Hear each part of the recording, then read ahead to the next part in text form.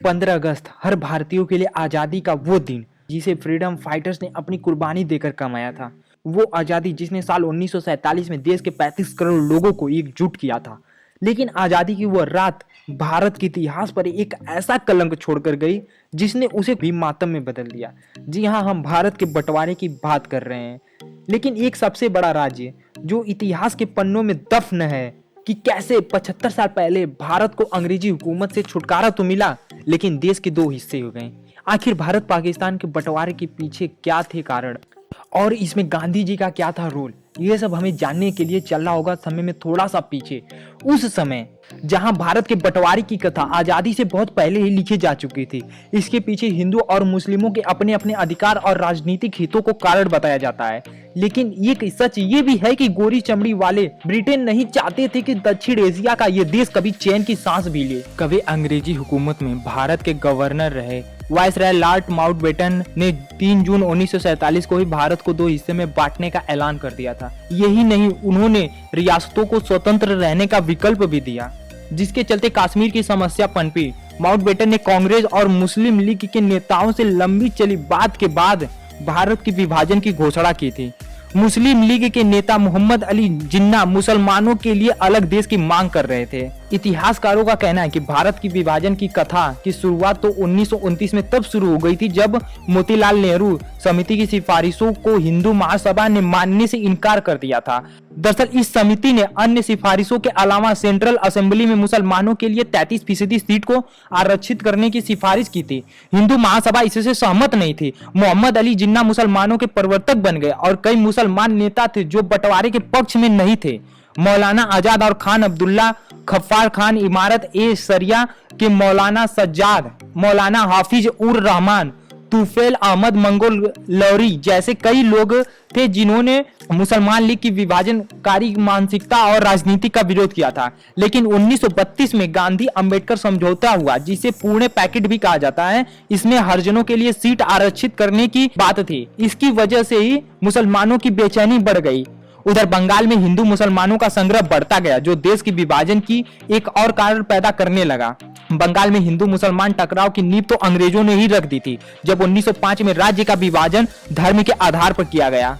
एक अंग्रेजी लेखक विलियम गोल्ड ने लिखा है कि उत्तर प्रदेश में कांग्रेस के बड़े नेता पुरुषोत्तम दास टंडन, संपूर्ण नंदन और गोविंद बल्लभ पंत का झुकाव हिंदूवाद की ओर था, जिसकी वजह से मुसलमान अलग थलग महसूस कर रहे थे। कई इतिहासकारों के मुताबिक 1937 में कांग्रेस के नेतृत्व में जब सरकार बनी तो हिंदू और मुसलमान दोनों को और लोग सत्ता के बड़े हिस्सों को कब्जा के लिए सक्रिय हो गए। इसकी वजह से दोनों संप्रदायों में संबंध कड़वे होते चले गए। 1940 में मुसलमानों का कांग्रेस से मोह भंग हो गया क्योंकि वे अलग थलग महसूस कर रहे थे। इसका फायदा उठाने में जिन्ना ने कोई कसर नहीं छोड़ी। इन्हीं नाजुक हालातों में जिन्ना ने अपनी राजनीति चमकाई थी और अंग्रेजी हिंदू मुसलमान टकराव को आगे की हवा देते रहे। 1942 में भारत छोड़ो आंदोलन के चलते कांग्रेस के लगभग सभी बड़े नेताओं को जेल में डाल दिया गया। मुस्लिम लीग और हिंदू महासभा के सत्ता लोपित तत्वों को सक्रिय होने का एक मौका मिल गया। 3 जून 1947 को माउंटबेटन ने भारत के बंटवारे की प्लान पेश किया। 18 जुलाई 1947 को ब्रिटिश संसद में माउंटबेटन को प्लान को पारित कर दिया गया। माउंटबेटन के भारत के बंटवारे के प्लान को डिकी बर्ड प्लान के तौर पर भी जाना जाता है। माउंटबेटन का कहना था कि भारत की राजनीतिक समस्या का हल करने के लिए एक ही विकल्प बचता है, जो है कि विभाजन। जमीन को बांटने के लिए ब्रिटेन से अचानक सीरियल रेडक्लिफ नाम के एक अंग्रेज को बुलाया गया। ये शख्स पहले कभी भारत नहीं आया था। कहा जाता है कि इस शख्स को भारत की संस्कृति, पृष्ठभूमि और लोगों के बारे में कुछ भी जानकारी नहीं थी। यहाँ तक कि उसे ये भी पता नहीं था कि पंजाब कहाँ है और बंगाल कहाँ है। रेडक्लिफ ने भारत और पाकिस्तान की सीमा रेखा खींची। 17 अगस्त 1947 को भारत पाकिस्तान की विभाजन रेखा यानी सीमा रेखा का नाम रेडक्लिफ लाइन पड़ गया। कहने को ये सिर्फ दो मुल्कों का अलग होना था, लेकिन उस दौर में बहुत कुछ बदल रहा था। देश के भूगोल, समाज और संस्कृति कई हिस्सों में बट गई। यही वजह है कि पाकिस्तान 14 अगस्त को ही अपना स्वतंत्रता दिवस मनाता है। भारत और भारतवासियों के लिए सबसे मुश्किल दौर रहा, जब लोगों को अपना मुल्क, संपत्ति और अपनों को छोड़कर रातों रात जाना पड़ा। विभाजन के बाद लाखों लोग पैदल और बैलगाड़ियों के सहारे अपने पुरखों की जमीन जायदाद को मजबूरन छोड़कर जाना पड़ा। वो रेलगाड़ियों की छतों पर गए। रेलगाड़ियों की छतों तक पर भी पैर रखने की जगह नहीं बची। बंटवारा इतना भी आसान नहीं था। इस दौरान दंगे हुए जिनमें लाखों लोग मारे गए। देश ने ऐसे दौर भी देखा जब एक आज़ादी की जंग शुरू करने वाला एक दूसरे के दुश्मन बन गए। पुरुषों की लड़ाई में सबसे ज्यादा दर्द महिलाओं ने झेला। दंगों में उनके साथ बुरा व्यवहार किया गया और बदसलूकी की गई। आज़ादी के बाद भारत के पहले प्रधानमंत्री जवाहरलाल नेहरू तो पाकिस्तान के लियाकत अली खान बने। पाकिस्तान बनने के 13 महीने बाद मोहम्मद अली जिन्ना की मौत हो गई। पाकिस्तान 14 अगस्त की रात 12 बजे भारत से अलग हो गया था। इतिहासकारों का कहना है कि महात्मा गांधी पाकिस्तान बनाए जाने की मांग और जरूरत दोनों से सहमत नहीं थे।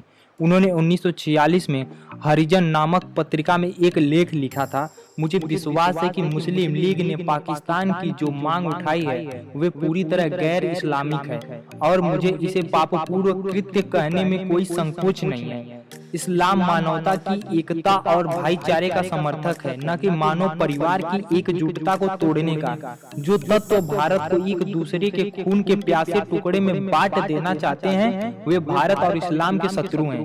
भले ही वे मेरे देह के टुकड़े कर दें, किंतु मुझे से ऐसी बात नहीं मनवा सकते जिसे मैं गलत मानता हूँ। गांधी के इस स्टैंड के बावजूद कई लोग उन्हें आज भी बंटवारे का जिम्मेदार मानते हैं और ये कहा जाता है कि नाथूराम गोडसे ने बापू की हत्या उन्हें बंटवारे का जिम्मेदार मानते हुए की थी। कुछ अनसुने किस्से। पाकिस्तान को एक बड़ा शहर देना था, इसलिए लाहौर दे दिया।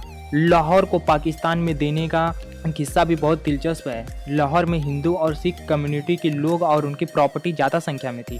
इसके बावजूद ये शहर पाक को सिर्फ इसलिए दे दिया गया क्योंकि उसके पास कोई बड़ा शहर नहीं था। भारत में बंटवारे की लकीर खींचने वाले रेड क्लिफ ने अपने एक इंटरव्यू में ये बात बताई थी। उन्होंने कहा था कि उनके पास इसके अलावा और कोई विकल्प नहीं था।